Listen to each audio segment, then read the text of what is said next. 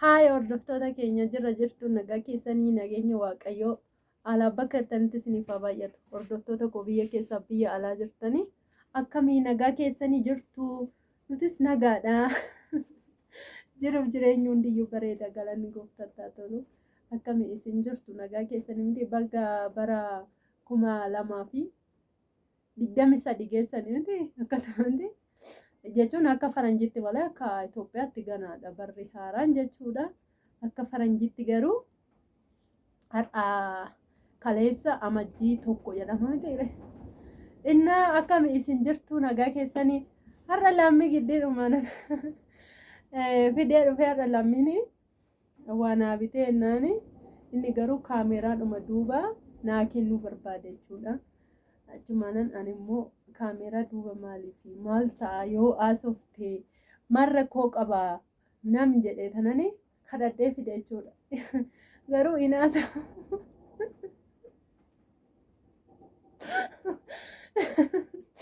inaasa calli jedhee tanan ta'a jedhee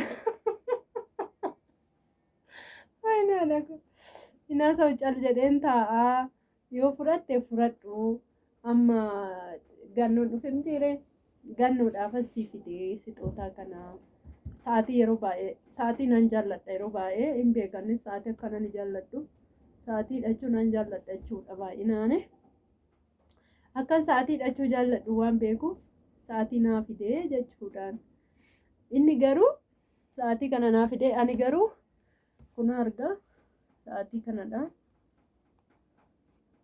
sa'aatii nu arga sa'aatii kana naa fide jechuudha lammiin nu argatani kaartoonii kanaan fide kaartoonii kanaan inna kunoo kana qodaa jechuudha baay'ee xiqqoodha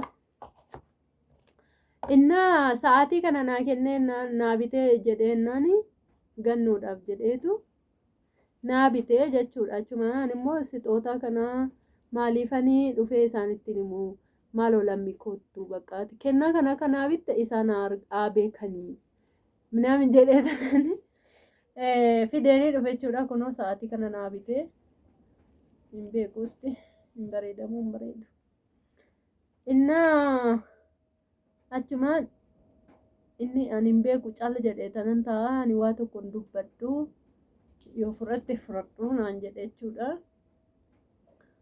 Hin bareeda na fakkaate. Achumaan ani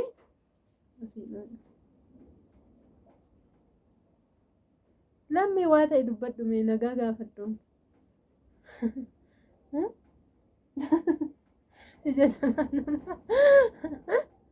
Ija jalaan na ilaalaa jira. Wanti naa godhini. Godhu. Waaqa. Kunoo sa'aatii naa bitee itti godheennan didee jechuudha.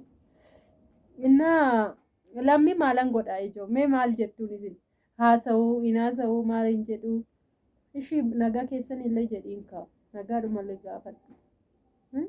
Kaameraa duuba garuu lammiin baay'ee nama taphatudha. Namni beektan jiraachuu dhiisuu dandeessu jechuudha. Garuu asitti hin dubbatu jechuudha kaameraa irratti dhugaa dubbachuuf karadhee hin dadhabee eessa deemtaa? Kunoo nagatee ka'ee jechuudha. Sa'aatittiin illee hin bareeddi waaqa galatoomi ishee galatoomi waan kana naa bitteef maalan godharee galatoomiin jedhan malee maalan godharee inni silaa hin argitu viidiyoon hojjetu. Kanan dura sa'aatii 2 qabaa yookaan biyya Arabaadhaa fidadhee dhufe achumaan sa'aatii naa bitii jedheeniin tureyyuu kanan dura achumaan siifan bitaa naan jedhe achumaan kunoo har'a kaleessa galgala naa fide garuu sa'aatii kana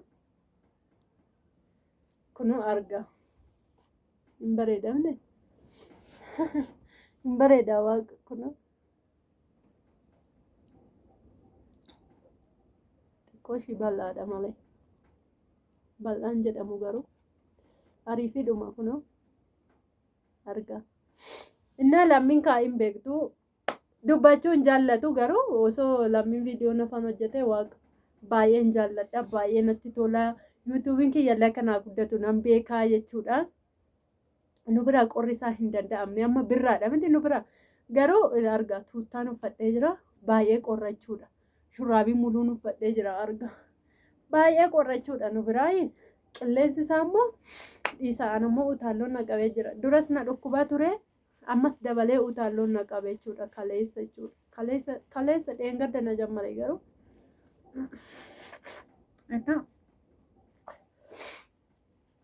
akkasittiin haala kanaanii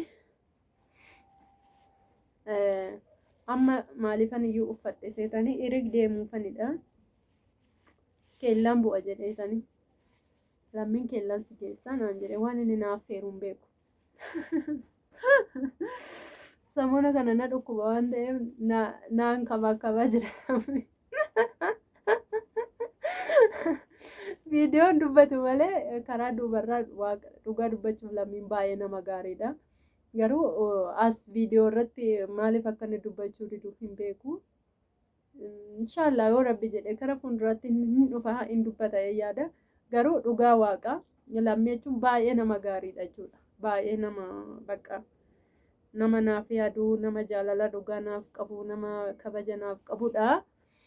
Garuu as viidiyoo irratti bahee dubbachuu hin jaallatu. Homaa gochuu hin danda'u gaa. Kun argitaniitu amma yeroonni zimmi jedhee ta'u na bukkeeyyu. Innaa ani immoo kennaa kana isaati naaf itti isaanitti mul'isuun qaba. Kootu na faana dubbadhu jenneen jedheenaan ani hin dubbadhu zimmi jedhee tanan taa'aa naan jedhe. Amma immoo kun dhiqataa jira kara ta'e deemnanneetu. Akkasiin haala kanaananii lammiin sixootaa kana sa'aatii kana naa bitee jechuudha. Hin bareeda warri jettan. Laayik sheer naa godhaan isiniin jedha.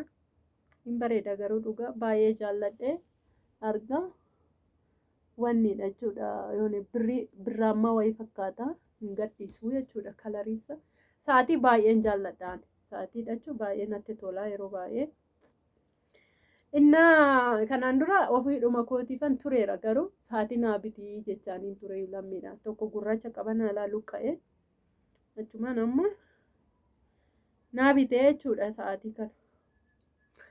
Innaa lammi shoo galatoomisin jedha nan dhagahu. Innaa baay'ee si jaalladha baay'ee si kabajaa teenkii ushii. Innaa akkana siniin jedha hordoftoota kiyyaa. Laayik sheer naa godhaa baay'ee qorra nu biraa kanatti tuuttaa uffadhe jechuudha. Amma akkuma biyya arabaatti qorra asii dhugaa dubbachuuf ani hin beekan qilleensi isaa bayyeessus qilleensi isaa dhiisaa waaqa bashitanya sin godha jechuudhaan hin beeku. Innaa hordoftoota kiyyaa laayik sheer naa godhaa baay'een isin jaalladha baay'een isin kabajaa baay baay isinan jaalladha ishii.